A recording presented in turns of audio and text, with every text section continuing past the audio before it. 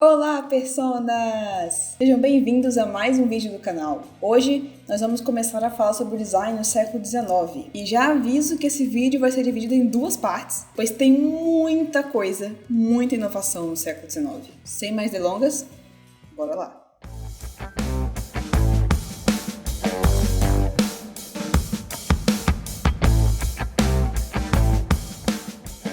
Com o advento da Revolução Industrial lá no século XVIII, a população que antes abrigava majoritariamente o campo começou a migrar para a cidade e buscar empregos nas fábricas. Daí, com esse afastamento do campo, as pessoas passaram a abandonar valores humanistas que vinham sendo carregados até agora.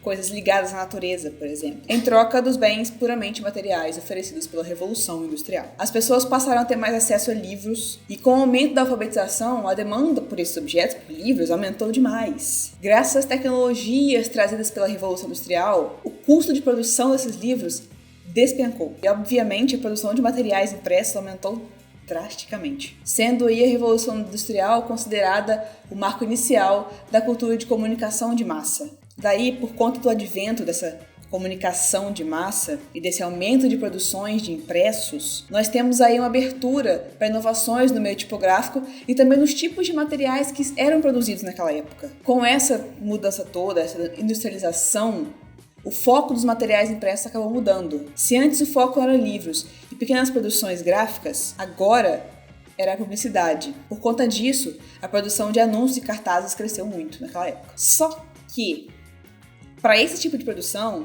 anúncios e cartazes, a tipografia empregada nos livros não servia tão bem assim. E assim, no século XIX, a gente tem o advento de fontes tipográficas mais expressivas e com maior impacto visual. É nessa época que a gente tem o surgimento das fontes display, com grande peso visual e alturas próximas dos 5 centímetros, coisa que não era muito comum na época. Também no século XIX, a gente tem o surgimento das fontes fat faces, ou fontes gordas, por assim dizer. Essas fontes foram um marco no design da época. É também nesse século que a gente tem aí o surgimento dos tipos no estilo egípcio, com seu peso, visual mecânico, suas serifas bem retangulares. A fonte Clarendon é um exemplo de tipo egípcio. Nessa época aconteceram muitas experimentações. Fonte esticada, fonte estendida, fonte condensada em contorno, sombreada, invertidas, bidimensionais, ou seja, o limite era não há limites. Outra grande inovação da época foram as fontes sans serif, ou fonte sem serifa. Esse tipo foi introduzido por William Caslon IV, lá em 1816, mais ou menos. A princípio, esses tipos sem serifa, que recebiam nomes de gótico e grotesco, tiveram seu uso limitado a legendas e descrições feitas em alguns impressos. Para falar a verdade, os tipos sem serifa só começaram mesmo a ser notados lá na metade do século XIX e tiveram seu boom mesmo lá no século XX. E como todo mundo sabe, com as evoluções tipográficas também vieram alguns problemas, especialmente no que tange à produção dos tipos móveis. Os tipos de metal em tamanhos gigantes, utilizados na produção de cartazes, eram caros, pesados e a sua produção não saía meio que corretamente. Tinha algumas falhas ali no tipo. Foi aí que um cara chamado Darius Wells teve a ideia genial de produzir esses tipos em madeira, muito mais leves, mais baratos, e também não tinham os defeitos que tinham no tipo de metal. Houve um pouquinho de resistência no começo, esses tipos de madeira, mas logo as fábricas de tipo de madeira se espalharam por toda a Europa.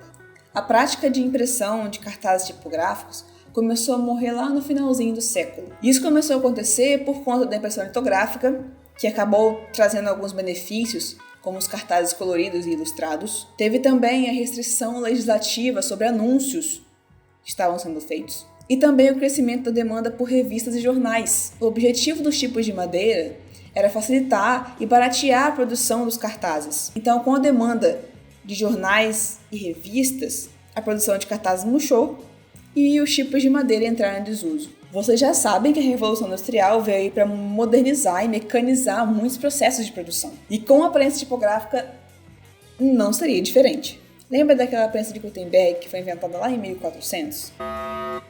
Então, ela sofreu uma baita modificação e originou máquinas que imprimiam 100 vezes mais cópias dentro do mesmo tempo que ela fazia. Mas isso você só vai ver no próximo vídeo. E aí, isso é tudo, personas. Espero que o vídeo tenha sido útil para vocês. Se você curtiu, deixa seu like, se inscreve no canal e ativa o sininho para ficar por dentro do vídeo 2, que vai ser na semana que vem, tá bom? Então tá bom. Beijo. Tchau.